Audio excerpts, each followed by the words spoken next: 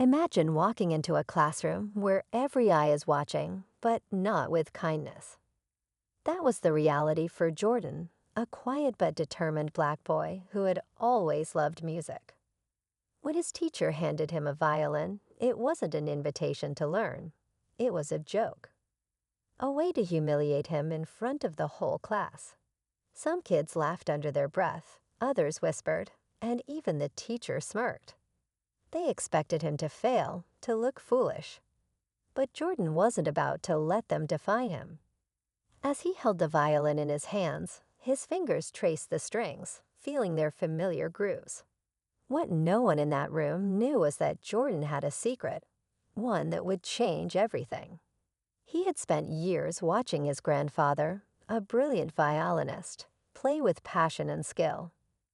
And even though he never had a formal lesson, the music had always lived inside him. The room was tense.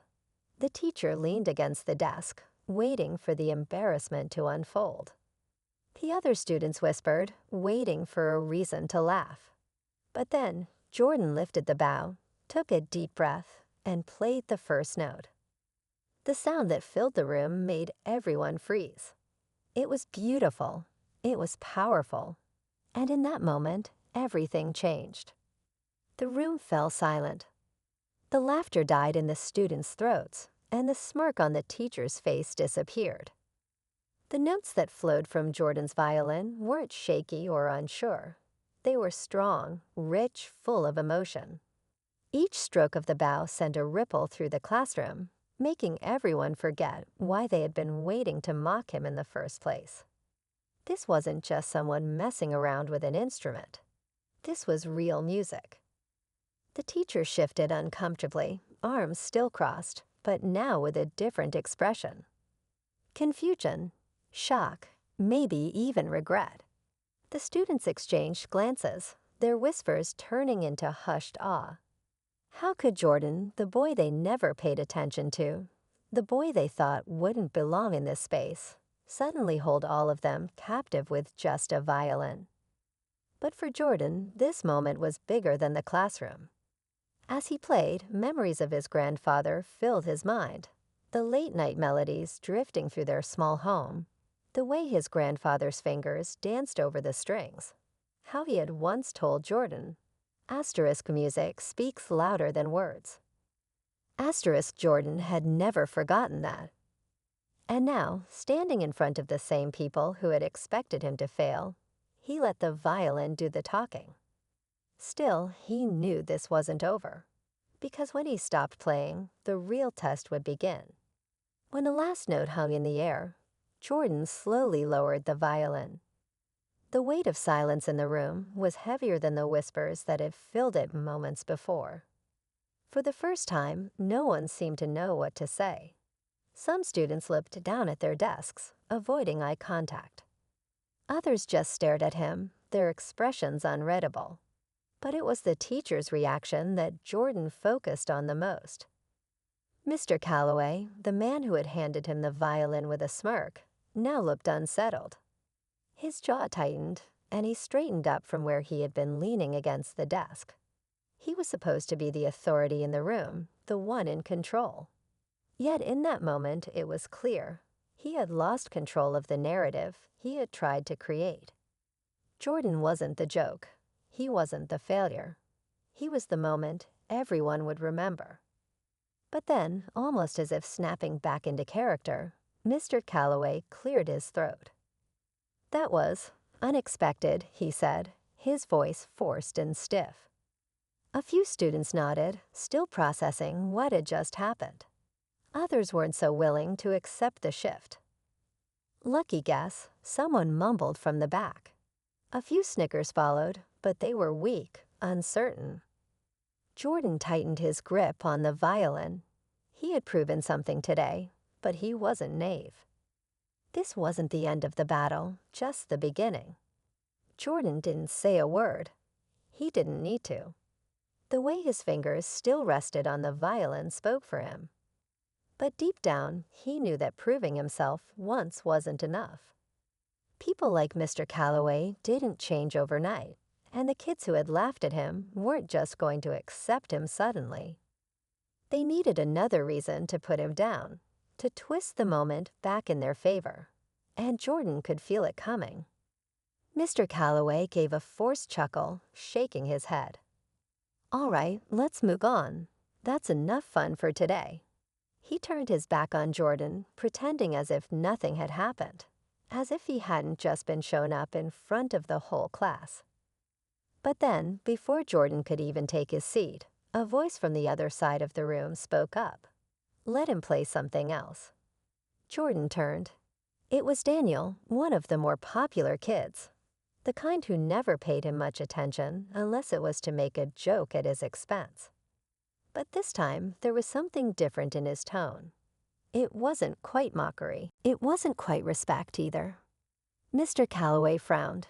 "We don't have time for." "Why not?" Daniel challenged. "Unless you think he just got lucky." The challenge hung in the air.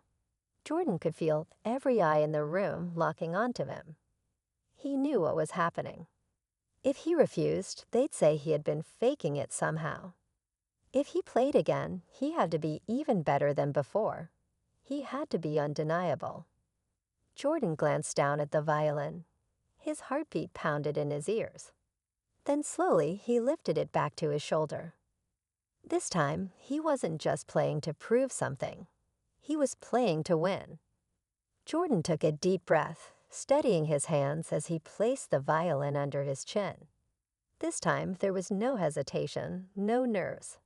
He pulled the bow across the strings, and the sound poured out, stronger, sharper, more alive than before.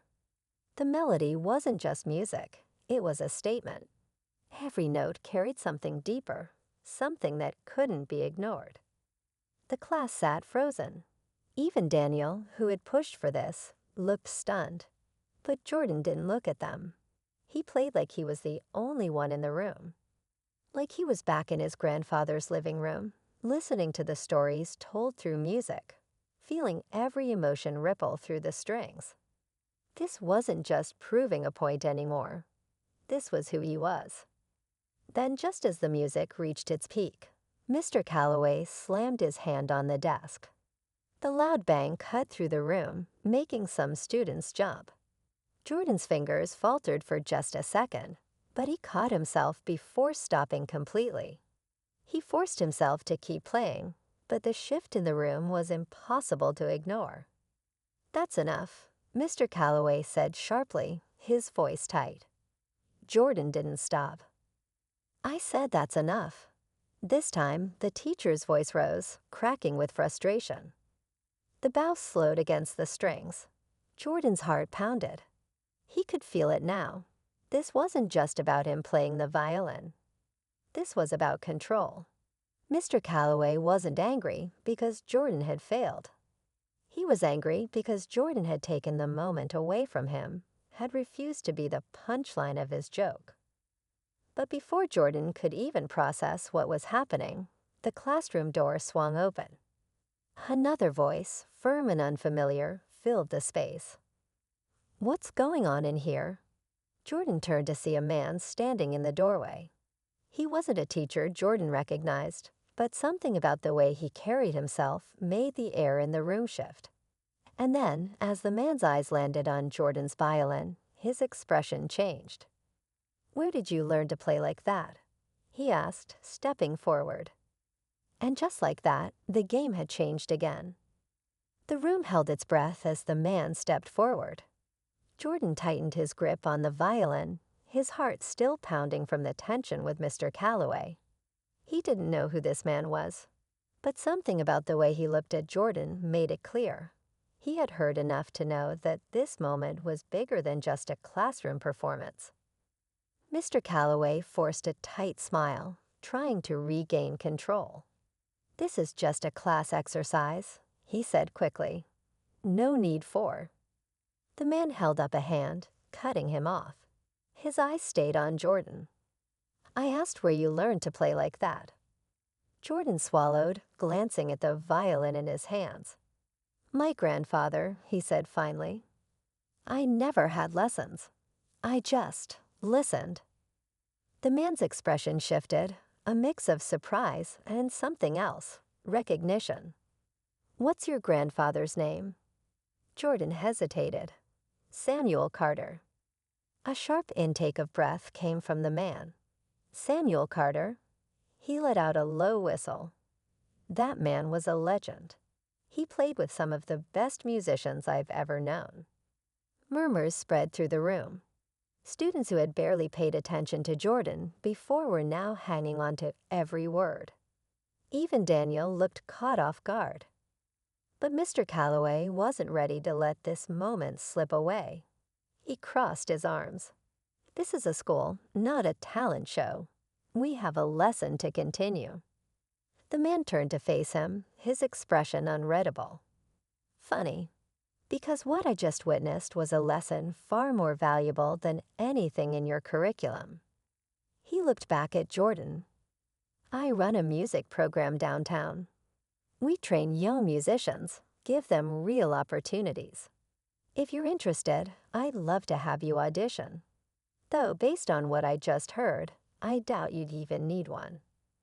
Jordan's breath caught. The words hit him harder than he expected. An opportunity, a real one.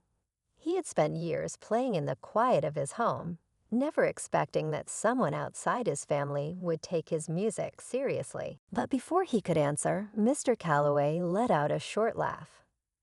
"That's a nice idea, but Jordan isn't exactly." He hesitated, choosing his words carefully. "He's never had formal training. That kind of program isn't for kids like him." The room went dead silent. Jordan's grip on the violin tightened. He felt the sting of those words, but he didn't lower his gaze. Not this time. The man's expression hardened. Kids like him. His voice was calm, but there was an edge to it. "You mean kids with raw talent? Kids who don't need someone like you to tell them what they can or can't do." Mr. Calloway's face reddened, but he didn't respond. The man turned back to Jordan, his expression softening. "Listen, kid. Talent like yours, it deserves a stage. Not just a classroom where people don't see you for what you're worth." He pulled a card from his pocket and held it out. "Think about it. And if you're ready to prove what you can really do, call me." Jordan stared at the card in his hand, his mind spinning. The teacher who tried to humiliate him had only ended up exposing the truth. Jordan was more than they thought he was. As he looked up, meeting the stunned faces of his classmates, he finally understood. This wasn't just about the violin. This was about being seen. And now there was no going back. Jordan held the card tightly, his fingers pressing into the edges. The room still felt heavy, the weight of everything that had just happened lingering in the air. He could feel the stares of his classmates, the silent shift in how they saw him. He wasn't just the quiet kid in the background anymore. He wasn't someone they could overlook. Mr. Calloway cleared his throat, but his voice had lost its authority. "All right, let's get back to the lesson." No one moved.